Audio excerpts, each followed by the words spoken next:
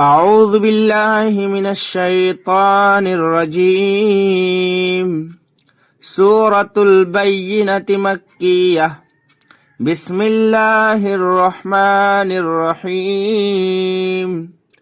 لم يكن الذين كفروا من أهل الكتاب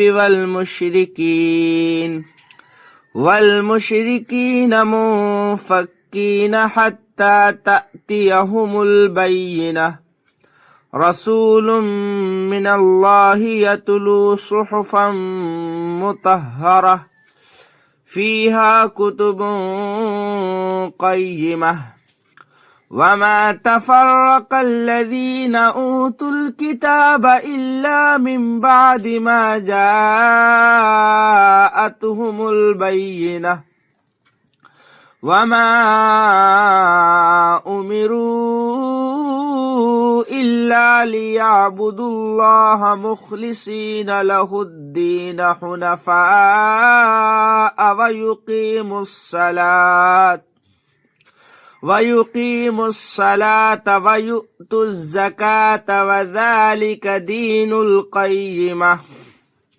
إن الذين كفروا من أهل الكتاب والمشركين في نار جهنم خالدين فيها أولئك هم شر البرية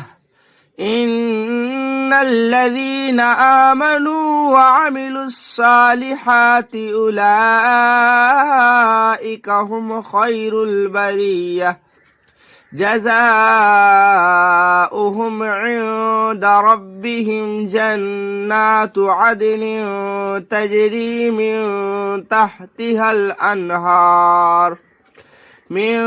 تحتها الأنهار خالدين فيها أبدا رضي الله عنهم ورضوا عنه ذلك لمن خشي ربه